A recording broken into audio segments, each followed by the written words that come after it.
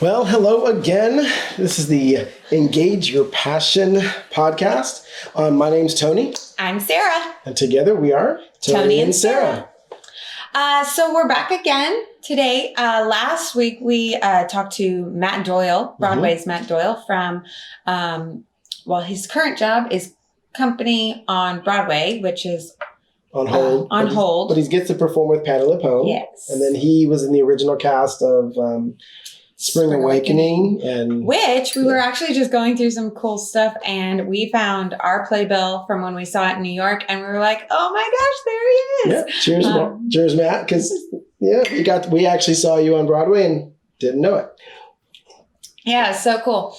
But one thing that we like to do is we like to kind of, after we interview people, we like to dissect the conversations we have a little bit. And recap, yeah. And do like a little bit of recap, but kind of talk about different aspects of the conversations we had. And one thing that I found particularly interesting, because it's just interesting to me, is the health aspect of him. We were both professional entertainers, and now we're still working in that business, have crazy hours, and just everything I've learned of how to deal with it. I always find tidbits and stuff that I can take away from everybody's story. So we just kind of wanted you to listen to our conversation and what we're going to have about that. And maybe we have some stuff that's worked for us that will help you in the entertainment.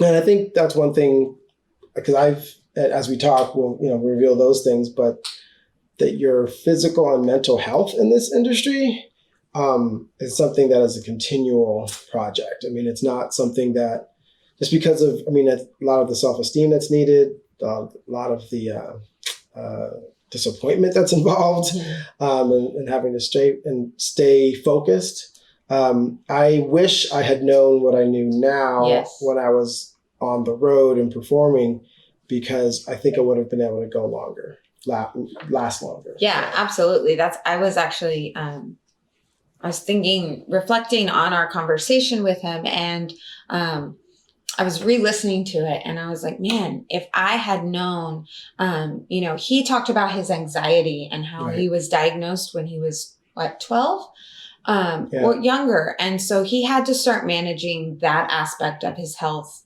from a really young age. But I know for me, when I was growing up, I didn't have those.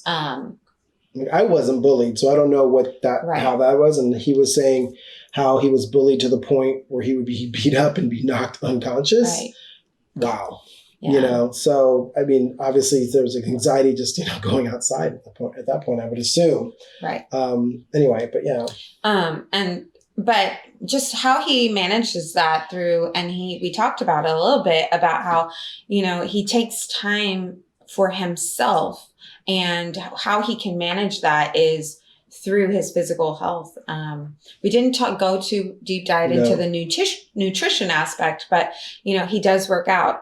He talked about, he takes at least an hour, 6 days a week to really work on his physical health. He does a combination of everything like that. Cardio, weight, stuff like that. I know. I didn't really know I was dealing with anxiety until I was much older and learned about it. And kind of like what you were saying about how stuff you wish you would have known growing up when you were dancing professionally. But I'll be honest, when I was dancing, I don't even know that I knew I had anxiety. I just know, I felt worried all the time. And I was anxious, but I didn't know what that feeling was. And actually a fun fact that I've learned in my research. I don't know if you know, the anxious feeling is the same. Your body it's the same feeling as excitement. And so I've actually learned, and I've actually taught students this, is when you're feeling anxious, to flip the message in your brain and tell yourself you're excited. Because the anxiety is really a mental, It's your thought process and what you're Yeah. doing. And there is a chemical reaction that happens in your body. And that's one reason, like working out and being physically fit, it does give you that energy because your brain is, you think so Working. many thoughts during the day. And so, I don't really have, I think everyone has some anxiety moments, but like with you, that you're something that you, I won't say you struggle with, but you manage with anxiety. And isn't that, at least for my research, it's I guess the worry about what could happen. It's like a worry about the future, which is ironic because for me, I go, we can't control the future. We can only control now. So it's almost self-defeating because there's nothing you can do about that other than be prepared, which is, one of the things that we have. So that we have taught and tell people that, if you're prepared, that's going to provide a lot of hopefully comfort in regards to anxiety, but it's still there. Yeah. So, yeah. So something that I have learned is sometimes you have that feeling and you don't know where it's coming from.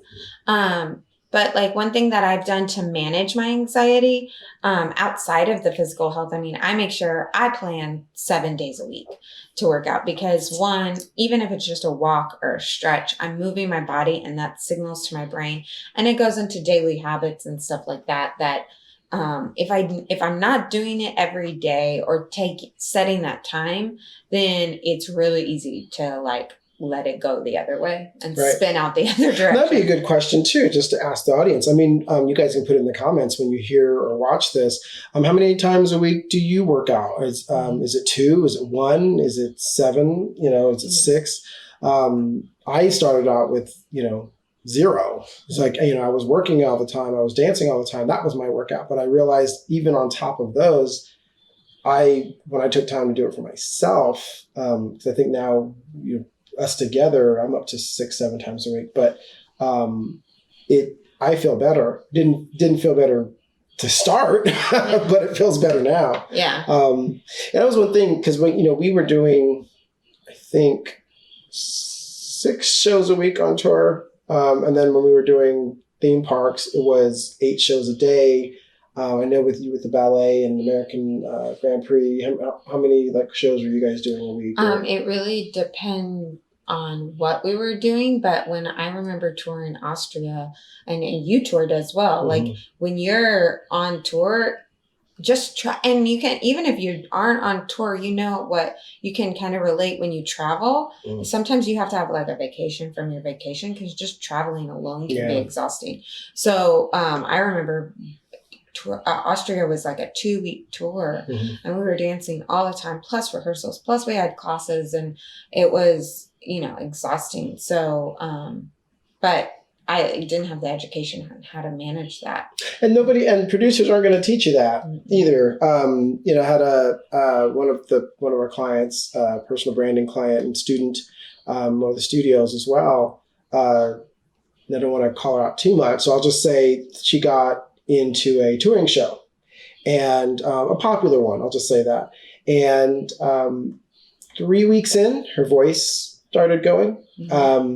And so about the 4th week, she was really sick. They sent her home.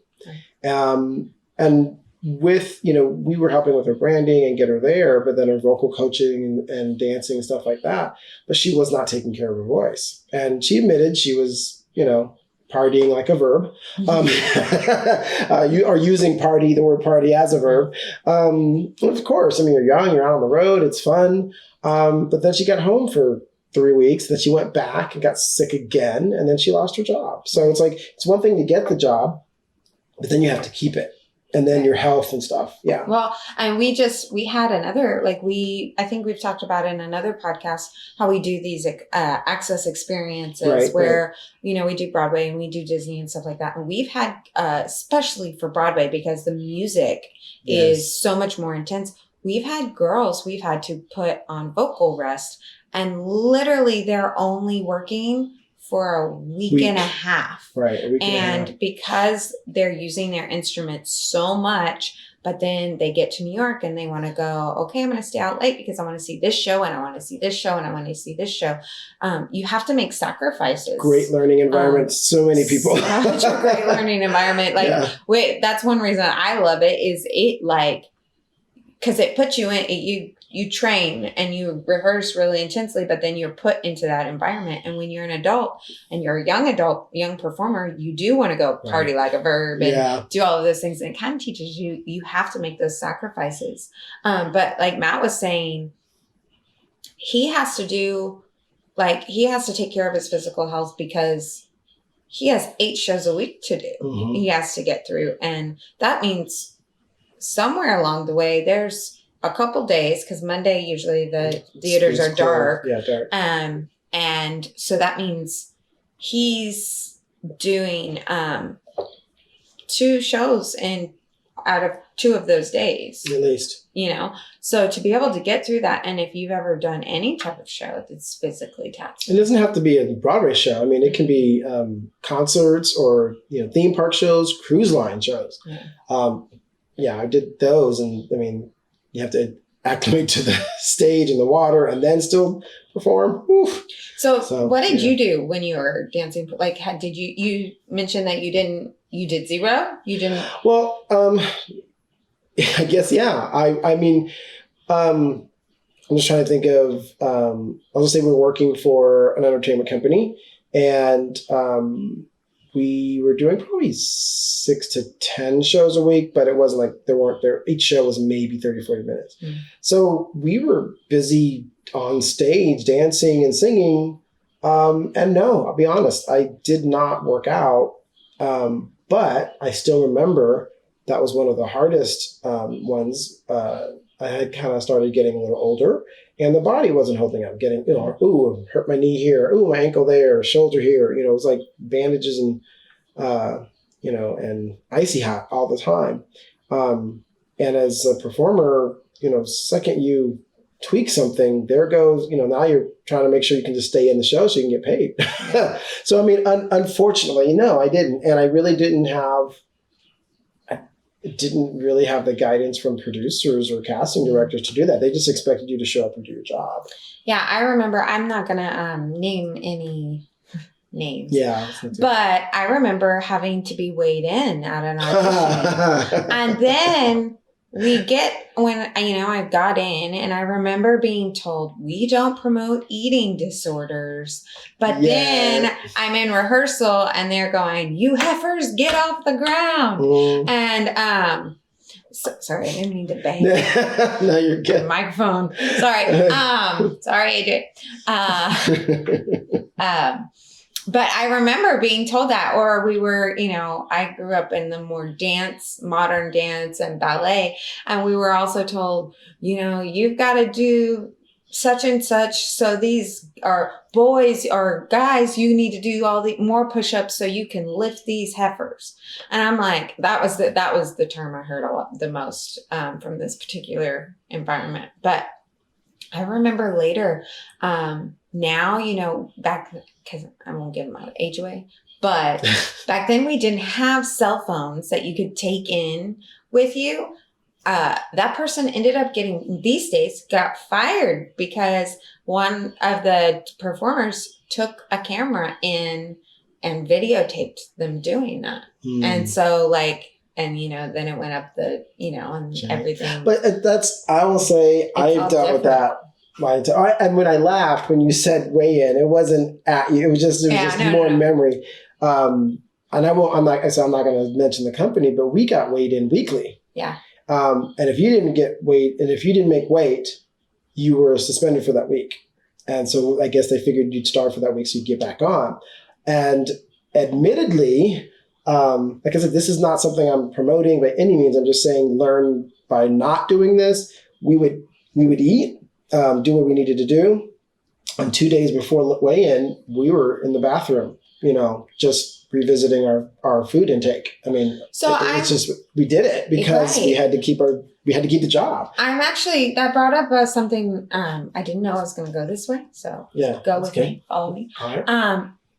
We own our own entertainment company. We have boxes of costumes, and financially as a business, it's better for us to reuse those costumes. And I'm going to use Disney as an example, only not because they do that, or maybe they do, maybe they don't.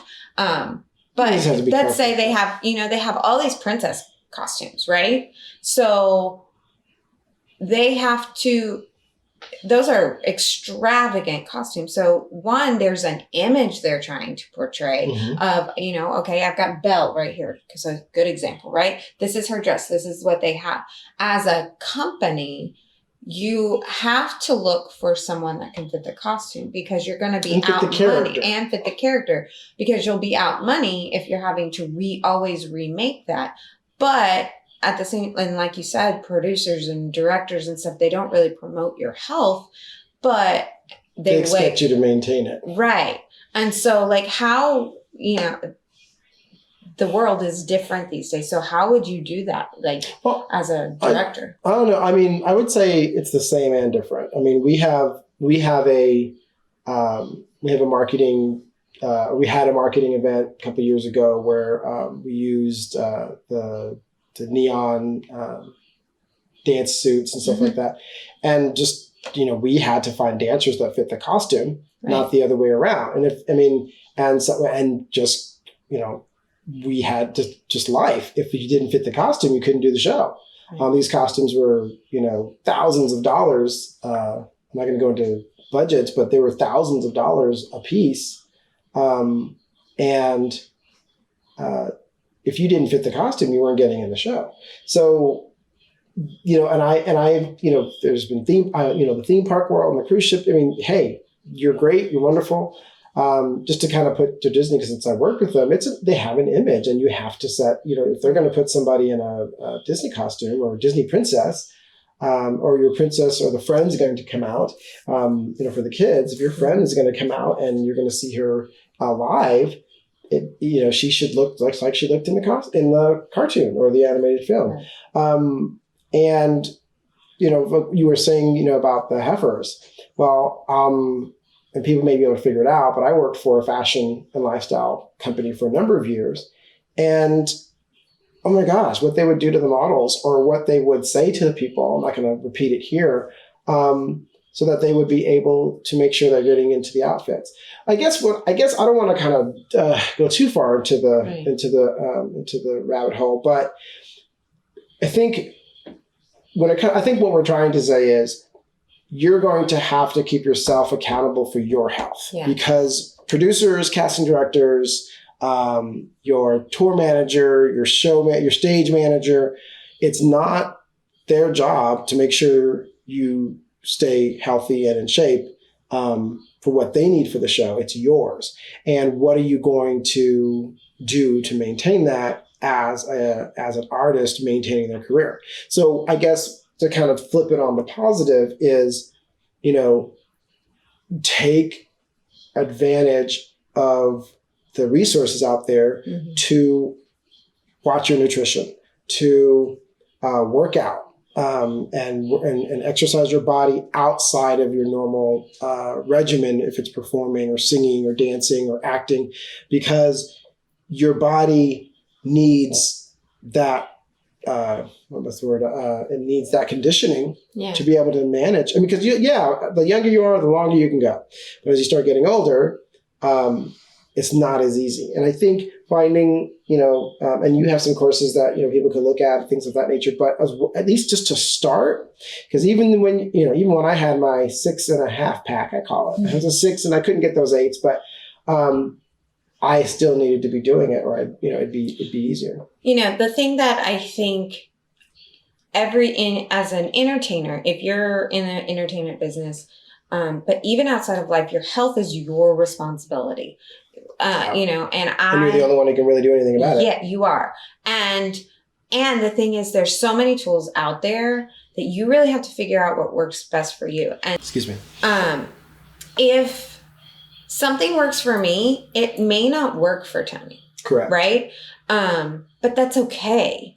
There is not one, in health or conditioning, there's not a one size fits all type of scenario. And plus you have to kind of find out what also makes you helps your mood. Yeah. Because you don't want to do something that is Like, do you always want to work out? Probably not. No, there are going to be days you wake up and you don't. But do you always want to eat the chicken, broccoli, and rice? No, probably not. But you have to kind of weigh that. And,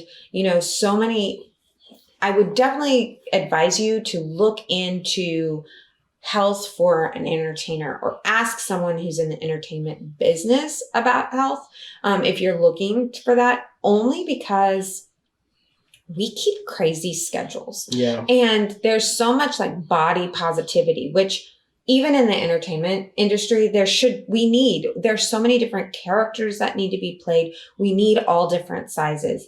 But when you're keeping up certain schedules, it's not always about how you look, but how can you feel and how can you maintain? Not even maintain, but how can you show up? Like, are you showing up and giving your best? Doesn't matter what you look like. Are you able to give the energy and give 100% no matter what you're doing? Yeah, because it's the first show, the 8th show, the 15th show. The audience member pay the same amount. They should have the same experience as the person who saw your first show versus the 232nd show, and that's difficult, but it's achievable. Yeah, and you have to look at it's one thing if you're a coming up artist and you're still training, which everybody should always be training. But Matt was talking about how this was his job, and he started how he was like young and only like 120 pounds or something like that. And they actually talked to him about like buffing up a little bit. Right. More. Which is, and I will say this, even when he said it, they mentioned you need to buff up, but they didn't tell him how. They didn't tell him how. Yeah. Yeah. But I just found that interesting. Like, or bulk up, I should say, buff up. Yeah. I find it interesting because now that I am not performing on stage and stuff like that, I still have to perform. I do have health goals. I'm into running and I do all of this. And so I want to be strong. But, I wake up at 5 a.m. and by the time I'm done and come home, it's 10 p.m. So, I have to watch the sleep, which is a part of health. I have to watch all of that. And so some people, some of these trainers of the world have no idea what it's like to run the schedules that we have to do. Well, that's one thing too. I would love also to hear back from you guys. What is the biggest challenge for you when it's come to your health? Is it working out? Is it food? Is it your schedule? Because one thing I will say, just because I'm biased to our industry, most nutritional plans, most workout plans are for people who work a 9-to-5 job. Yeah, I mean, it's not made for the performer who's leaving the house at 8 to go, be on stage for 9 or whatever. I mean, for those types of shows, maybe in Vegas or something like that, or, where, you get off at 2 a.m. and then, those schedules are not made for an entertainer. So I'd love to hear from you guys in the comments or just, respond. What are your challenges? Because I know, with Sarah, she's a beast. She's pretty awesome. And, but she wasn't always that way. I mean, just being transparent. And I'm to the point where, I'm back into working out and doing all that. And I feel so much better. Last week, I missed one day and I could tell the difference. However, go back 2-3 years, I would have loved to. I missed 6 days and I was feeling fine. Actually, I wasn't. But once you get going, it's, body in motion stays in motion. One of the things that you do for me, I think, which is important and what Matt talked about too in regards to his health, was accountability. Mm-hmm. He had his partner who kept him accountable to, hey, did you work out? Hey, are you feeling okay? Hey, maybe we shouldn't have that steak and potatoes this week and maybe we should have something else.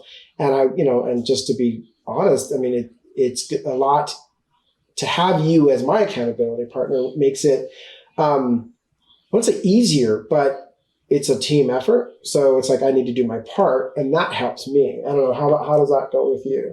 Yeah. I actually was talking on my Instagram stories this morning. Today, my workout was just a stretch. And I was like, I love stretch day. Mm-hmm. But, we are we're training to run some races if we can hopefully get back to that. And today was one half of marathon and 10K. Today was one of our running days. We run together. And for me right now, I'm like, I was super motivated, but now my runs are getting longer for me. And I'm like, I can't wait to run with Tony. They're a little shorter. They're a little shorter because I'm doing half marathon. He's doing 10K. Right. But like now I'm like, I want that accountability. It's way more fun to run with you than it is by myself, because once I get past a certain mile, I'm like, I'm bored. I'm not bored. I get in my head a lot. But you were talking about accountability, and you for sure are that for me now. But we talked in a previous podcast that Molly was my accountability. She passed away when she was 16, but the last couple of years. Molly is the dog. Molly's the dog, sorry. It's a Boston Terrier, Molly. But she got sick when she was older. So she had to go, she kept waking me up earlier and earlier, it felt like. But those fur animals are great, especially if you don't have, I think, one that Maddie works with for us. I think her fur puppy lets her go back to sleep.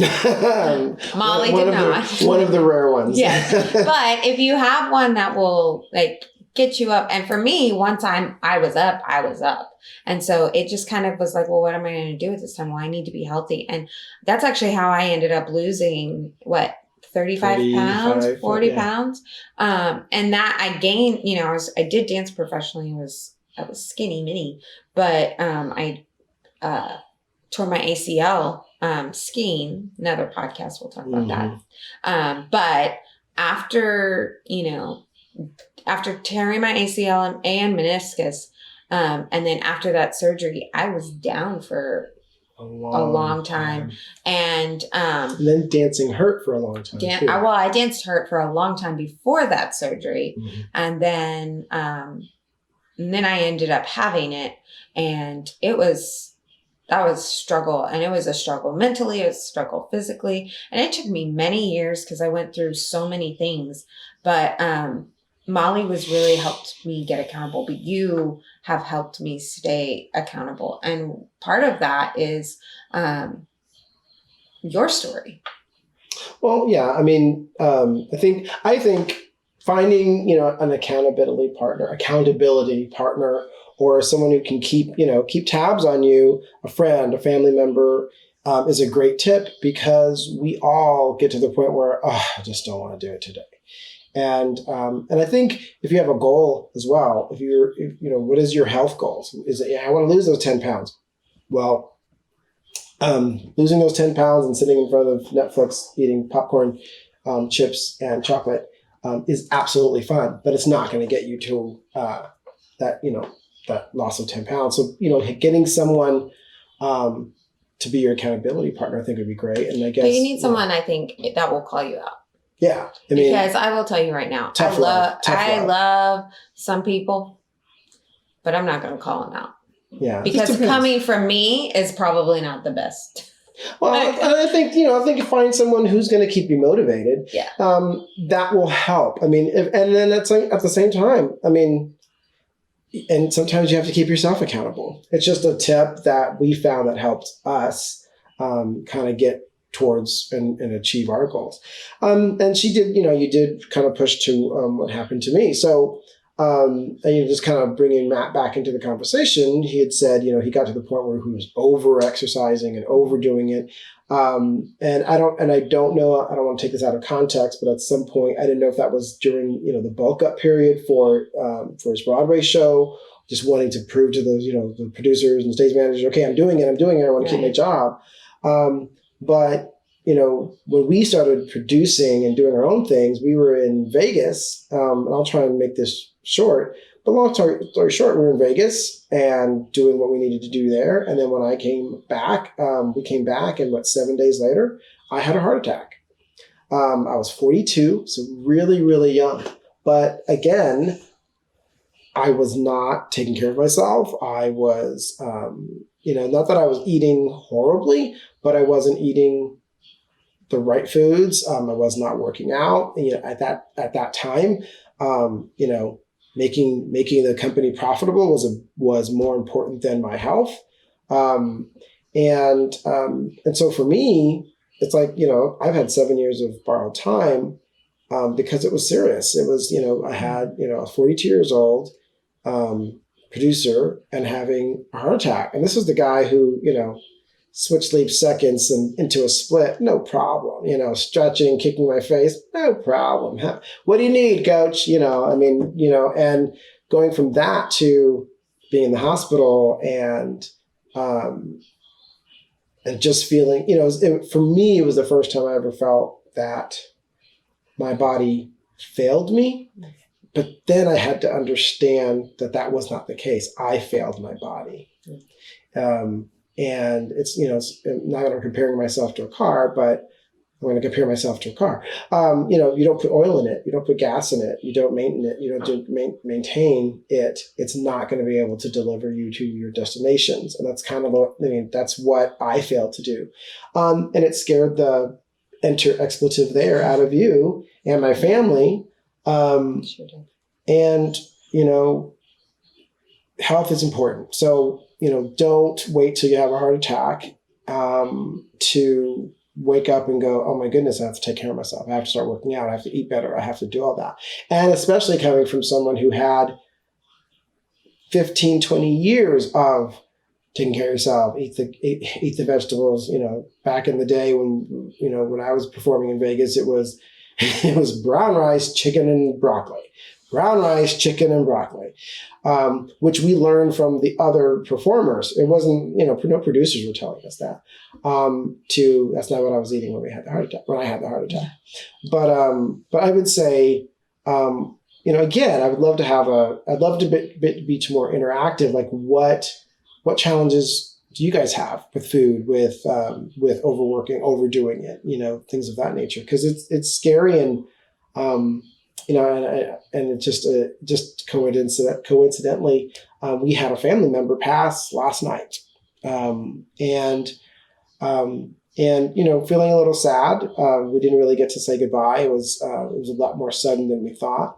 But when it comes to health, people can talk all they want, but you're the one who has to do it. You're going to intake the food. You're going to intake the calories. You're going to have to be the one to work out. Nobody can do that for you. And I'm just saying, from someone who's been through this, don't let it get there. Because, of course, I was one of those, I'm good. That's not going to happen to me. Well, let me tell you. Yeah. One thing that, as we kind of wrap up the conversation is, one thing I tell Tony all the time, and honestly, I have to internally tell myself as well, is I have to remind myself that we have things we want to accomplish. Right. But if we're not taking care of ourselves, we're not going to be here to do them. And maybe that sounds a little selfish, but if you kind of have to. If you I've heard it so many different ways, but if you have this cup, if you're watching on video, or maybe if you're listening on the podcast, you can imagine it. It's a Minnie Mouse. It's a Minnie Mouse mug. No, yes, Minnie Mouse. If you have it and you are this cup and it's empty, then you have nothing to give back. But if you keep pouring in and in and in, then eventually that cup is going to overflow to everyone else. Right. And so if I can pour into me, one of the things Matt talked about, and I resonated with it so much, was that the time he takes to work on himself for his physical health, that's his time. That's his time for himself. And, I tell you that all the time. I need my time. Because, as a performer, you're going to have directors, you're going to have other performers, you're going to have rehearsals, you're going to have travel time, you're going to have to train, you're going to have to do all of this stuff. PR, junkets, and everybody's going to be grabbing at you. But if you can find the time to take for yourself, it will overflow into all of those other things, and you will just be so much better and able to function for everyone. So even if you're not a performer and you're listening to this, maybe you're a mom, you've got these kids that you need to take care of. If you take care of yourself first, I promise they're going to be there. I watched my sister do this. I've watched friends who do this. If you can learn to take care of yourself, you really are just going to be that much better for everyone else. You're going to be stronger than if you just give. I think there's a beautiful thing about giving, but I think you need to give to yourself first. And I will say that was a hard concept for me to basically absorb, because that's selfish. That's they think I'm it's the Enneagram 2 in him. Yeah, right. We'll talk about that. But for instance, like when you're on a plane, what they say, if there's any trouble, exactly, put your own mask and then help others. In this industry, or like you said, if you are a stay-at-home mom, which is, one of those most important jobs in the world, or an engineer, or basically, everybody now working from home, still taking those, even if it's 15 minutes to do 5 sit-ups and 5 push-ups, that's 5 sit-ups and 5 push-ups more than you did the day before. I have found that once I put myself first in my health and in many ways in my life, put yourself first to make sure you get what you need. For us, it's been great for our relationship because we have more to give to each other. We have more to give to others. It doesn't work the way you think it does. So, or at least the way we thought it did. I think the last thing that I would say, putting yourself first is a positive, selfish thing. It's a positive thing. Yeah, absolutely. Gramps, who is my, if you listen to the podcast, stuff like that, but my grandfather is my hero. And one of his sayings was, Tony, I can't do his voice, but he had a voice like this. And he said, Tony, you got to look out for number 1 without stepping on number 2. Yeah. And that is something, some people call it balanced. We don't use that word balanced. We use the word centered. Balance is just, it's always a constant battle, whereas centered, it's what's most important. What's most important, and focus there, and then do the things that get you there. But for Gramps, I think he was just saying, you got to take care of yourself, but, don't be a jerk to everybody else. And, just kind of running back to what Matt had to do, bulk up. Okay, I'll do that. Hey, take care of your voice. Okay, I'll do that. The student of ours who, got to the touring show, she had an amazing voice, but then didn't use it right. And then lost the job. So it's about, you got to take care of yourself, find out, and I guess make goals. How many of you out there have goals that you actually have written down that you can look at every day? Until we started doing that, like writing them down, not just putting them in your head, but writing them down and looking at them at least. And for me, it's every day. That is how we've been able to get a momentum towards the goals.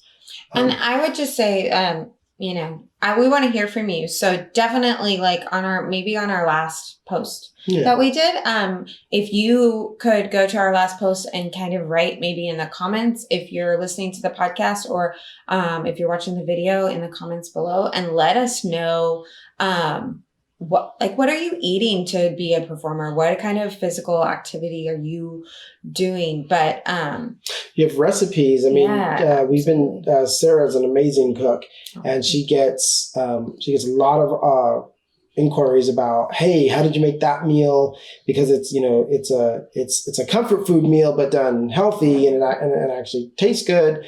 Can you offer recipes? I mean, we just want to kind of engage with everybody. About how we can make the community even better. Yeah. And then just for today was just about the health, and you kind of fine tuning with our conversation with Matt. And that's to say, to kind of wrap this up, I think it's the third time we've said this, but check out Pursuing Your Passion with Matt Doyle. It's a really great interview with him. Yeah. And so if you're really listening to inspiring. this, if you're new to us, we did that last week. Mhm. So that's out. Go listen to that and you'll kind of understand what we're talking about. But I would just say, figure out what works best for you. I think start. And what kind of passion do you have? And when you see it, what kind of health do you need to have that? If you're going to be on Broadway, like Matt was, that's 8 shows a week. And you have to sing and you have to dance. And, he was talking about how the choreography for the show company is crazy. So when you imagine that, and maybe write it down, like Tony was saying, write it on paper and put those goals into place. And we'd love to hear what you are thinking that's going to look like, and any advice we can help you with. And vice versa. If you have tips for us, it's a journey, not a destination. So we're still going. I used to hate that phrase. It's a journey. I'm here. Sure. It's so true, unfortunately for me, but it is. It's about the journey, because the destination, it only lasts for a moment and then you're moving on again. Last thing I would say that worked for me, and I think it worked for us as well, is identifying what you want out of your life. Maybe it's not as a performer. Maybe it's, as, who knows, maybe it's a nurse and all that.